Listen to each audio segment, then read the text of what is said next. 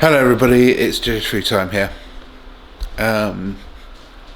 Yeah, I'm a couple hours away from going back to the job centre, probably to be sanctioned again, like you always do. But anyway, this video is just to explain my experiences from, the horrible transition from Scottish Power, and its hateful name that we should all forget about, really. And if you're on Scottish Power, get the fuck away. It's an awful company. In fact, it's so awful that there's not one good thing to say about it on their review page. All the reviews are fake on their website, and if you go to other websites, they will say bad things about it. Plus, I've had a shit experience. According to them, using this heater right here classifies as a £1,000 debt, even though that turns on and off and then uses probably about 9p worth of electric. Anyway, passing that forward, I want to make a video on my experiences with EDF Energy, and it's nice to say that I like EDF Energy. EDF Energy is, great.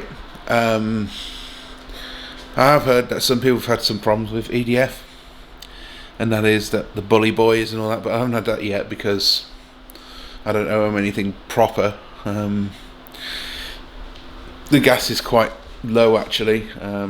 If I remember, it was like £60 a month for Scottish Power, and this is like 30, and it's very cheap. Considering the fact that we are in the middle of a so-called global warming crisis, and I'm going to go there. But being on a meter, it has made me aware of what my usage is, and I was mostly right about Scottish Power. They were making most of their figures up because every month I was paying 120 odd quid or £100 or 140 or whatever I was fucking paying a month for just the electric alone, and I've only put 90 quid on a month, and I've actually saved already 50 quid's worth of electric from knowing what mistakes Scottish Power, well, not mistakes, it's more like problems that Scottish Power gave me. They economy me about 50-60 quid more than likely a month, so already they're a con from doing this. Well, I already know they're a con. But yeah, that's exactly what I've been doing. I've been testing things out. I got one of those meters, not a smart meter, it's one of those meters that you get yourself. I forgot what they're called now. Energy meter, that's it. Energy monitor. And here it is, that's the energy monitor. As you can tell, the heater does use up quite a lot of power, but what Scottish Power don't seem to understand is when the heater hits a temperature, it shuts itself off and doesn't even use 5 watts. So yeah, whatever bollocks they have to come up with to overcharge me. So yeah, Scottish Power is still shit. I do admit, they're still shit. Now, I do admit that now and again, £60 a month is not bad. Now, you may think, hang on, £90 a month is still quite expensive. Well, you may remember I have a friend living here as well. So 90 quid actually is quite cheap for 2 people. And if I was on my own, it will probably be about 40 quid, maybe 50 a month, which would be very cheap. Very cheap. And considering that Scottish Power kept saying that I was using £100 a month when I was here, what does that tell you? I've already saved 50 quid from shitty Scottish Power. So, fuck Scottish Power. Don't go with them. They're awful. They plant debt on you, and no matter how much they deny it, they do it, in my opinion. Anyway, EDF after 3 months has been pretty interesting with my usage and etc. They have been useful. They haven't forced a smart meter on me yet, as per se. I've asked them about smart meters, and they've actually said that I would not be saving much money from these things. So they were not lying to me like Scottish Power would and say that, oh, it would save me money. I should go on a smart meter and be part of the Illuminati's data records, etc. Anyway, I told her I got these little monitors, smart monitors that it works alright. The unit works alright. I mean, now and again it does lose signal, and sometimes you've got to figure it out and all that sort of stuff. And another problem with that unit that I got there is that the power supply, the USB power supply failed.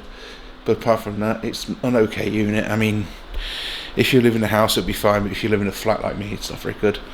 At certain points it loses signal and you're not completely, but according to that meter I'm only using £88, maybe £90 a month on the damn thing, maybe over, maybe £2, but what's that? Anyway, on that meter itself, the normal meter, according to that, that meter reads that I've got about 50 quid left, but yeah, that meter is very good.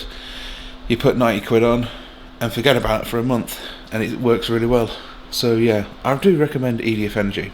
There is some people that probably hate it, but I've not hated it so far because they haven't done nothing bad, they haven't done any stupid moves, and on a monthly gas plan it's actually pretty good, and they let you know when something is changing. At least they know, they tell you that. Anyway, that's enough from me. This is supposed to be a short one, but yeah, fuck Scottish Power. If you've got Scottish Power, get rid of them, move to EDF Energy, you're well better off. They're very, very useful. So if you don't think these energy suppliers are helpful, they are somewhat helpful if you catch the right person most of the time. Yeah, the Red Riding Hood is back. This reminds me of the Scottish Power con video. Anyway, thanks for watching, and apparently we're hitting 500 subscribers, which means that we're actually getting people watching my crap. Anyway, thank you all for that, and I might make a 500 subscriber video if I do that, but I might do a challenge. I don't know yet, I'm not sure yet. I want to do something special for you guys. I mean, I didn't really expect it to get to 500, to be honest, and I do appreciate everyone that subscribes here. Anyway, cheerio, bye bye.